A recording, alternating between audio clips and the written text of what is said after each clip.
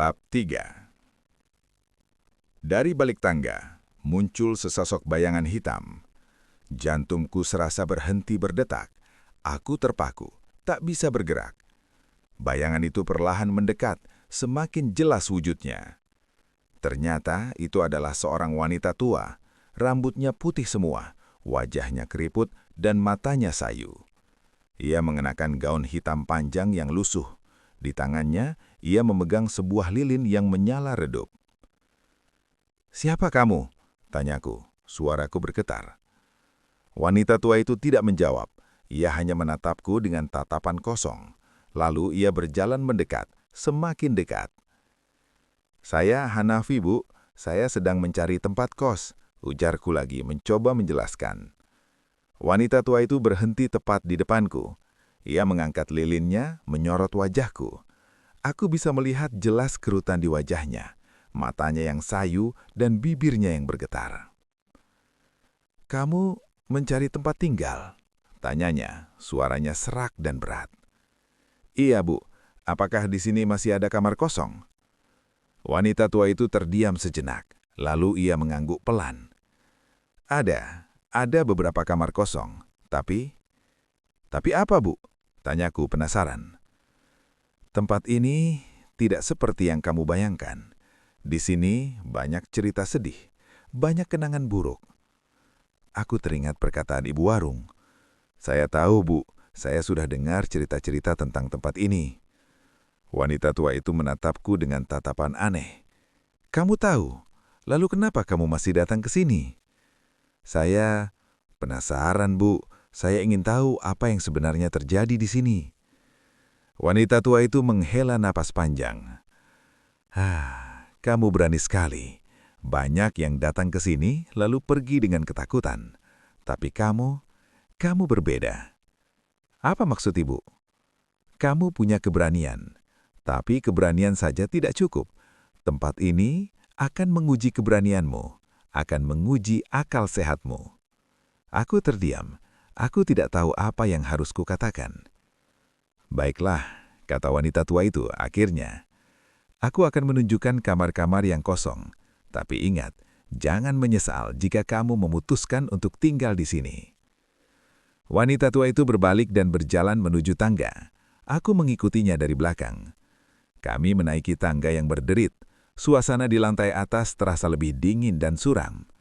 Di sepanjang lorong, terdapat pintu-pintu kamar yang tertutup rapat. Wanita tua itu berhenti di depan salah satu pintu. Ia membuka pintu itu perlahan-lahan. "Ini salah satu kamar yang kosong. Lihatlah." Aku melangkah masuk ke dalam kamar itu. Kamar itu kecil dan sederhana. Hanya ada sebuah tempat tidur, sebuah meja, dan sebuah kursi. Dindingnya kotor dan berdebu. Tapi ada sesuatu yang aneh di kamar itu. Di atas tempat tidur, terdapat sebuah boneka perempuan yang duduk dengan tegak. Boneka itu mengenakan gaun putih panjang dan rambutnya pirang. Boneka itu menatapku, tatapannya kosong dan dingin. Aku merinding. Aku merasa ada sesuatu yang tidak beres dengan boneka itu. "Boneka itu siapa yang punya, Bu?" tanyaku, suaraku bergetar. Wanita tua itu menatap boneka itu dengan tatapan sedih. "Boneka itu milik anakku, anak Ibu." Wanita tua itu mengangguk. "Dulu, dia sangat menyukai boneka itu. Kemanapun dia pergi, boneka itu selalu bersamanya." "Lalu, di mana anak Ibu sekarang?" Wanita tua itu terdiam. Lalu ia berkata dengan suara lirih, "Dia sudah tidak ada." Aku terdiam. Aku tidak tahu apa yang harus kukatakan. "Dia meninggal di kamar ini," lanjut wanita tua itu. "Sejak saat itu, boneka itu selalu ada di sini, menunggu kedatangan anakku." Aku merinding. Aku merasa ada hawa dingin yang menusuk tulangku. Saya rasa saya tidak bisa tinggal di kamar ini, Bu," ujarku mencoba menahan ketakutan. Wanita tua itu mengangguk pelan. "Aku mengerti. Marilah kita lihat kamar yang lain." Kami keluar dari kamar itu dan berjalan menuju kamar yang lain. Tapi setiap kamar yang kami lihat selalu ada sesuatu yang aneh dan menakutkan. Di salah satu kamar terdapat sebuah cermin besar yang retak. Di kamar lain terdapat sebuah lukisan yang menggambarkan seorang pria yang tergantung di tali. Dan di kamar yang lain lagi, terdapat sebuah kotak musik yang selalu berbunyi sendiri. Aku semakin ketakutan. Aku merasa seperti berada di dalam film horor.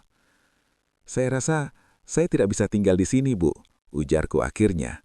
"Tempat ini terlalu menakutkan untuk saya." Wanita tua itu tersenyum tipis. "Aku sudah menduganya. Tidak banyak yang berani tinggal di sini. Tempat ini hanya untuk orang-orang yang kuat." "Maafkan saya, Bu. Saya bukan orang yang kuat."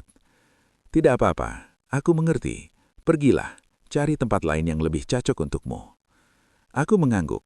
Aku berbalik dan berjalan menuju tangga. Aku ingin segera keluar dari rumah itu.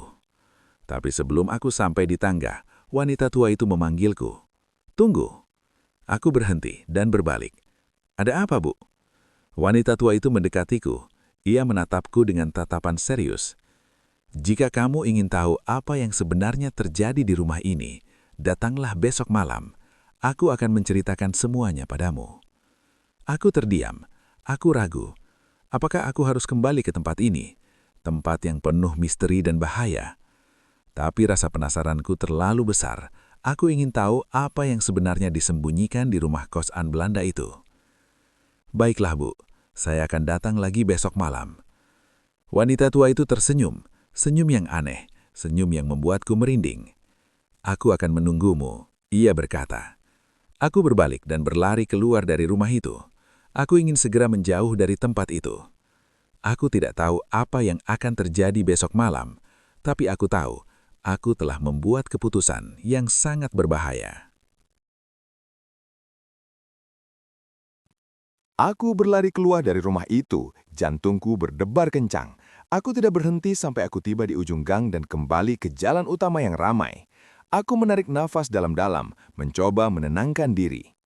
Apa yang baru saja terjadi? Apakah aku benar-benar melihat semua itu?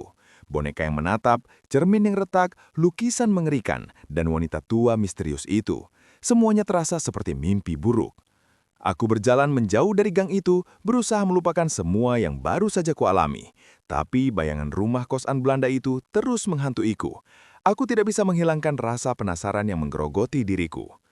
Kenapa wanita tua itu ingin menceritakan semuanya padaku? Apa yang sebenarnya terjadi di rumah itu? Dan kenapa aku merasa ada sesuatu yang lebih dalam dari sekedar cerita hantu? Aku tiba di warung nasi tempat aku makan siang tadi. Ibu warung sedang sibuk melayani pembeli. Aku menghampirinya dan duduk di salah satu kursi kosong. "Loh, Nak, kok balik lagi? Sudah dapat tempat kos?" Tanya ibu warung sambil tersenyum. Aku menggeleng. "Belum, Bu. Saya tadi sempat ke rumah kosan di seberang sana." Wajah ibu warung langsung berubah. Senyumnya menghilang, digantikan ekspresi khawatir. "Kamu ke sana? Ya ampun, Nak. Kenapa kamu nekat ke sana?" "Saya cuma penasaran, Bu. Saya ingin tahu apa yang sebenarnya terjadi di sana." Ibu warung menghela nafas panjang. "Kamu ini keras kepala ya. Sudah dibilangin jangan ke sana, masih aja nekat." "Maaf, Bu, tapi saya benar-benar penasaran." Ibu warung terdiam sejenak. Lalu ia berkata dengan suara pelan, "Kamu ketemu sama Nyonya Marta?" "Nyonya Marta? Maksud ibu wanita tua yang tinggal di sana?" "Iya, dia memang tinggal di sana sendirian, sudah bertahun-tahun. Dia bilang akan menceritakan semuanya padaku besok malam." Mata ibu warung membelakak. "Kamu mau balik lagi ke sana? Jangan, Nak, itu berbahaya." "Kenapa berbahaya, Bu? Apa yang sebenarnya terjadi di rumah itu?" Ibu warung tampak ragu. Ia melirik ke sekeliling, memastikan tidak ada yang mendengar percakapan kami. Lalu ia mendekatiku dan berbisik, "Rumah itu dikutuk." Aku terdiam. Aku tidak tahu apakah aku harus percaya pada perkataan ibu warung.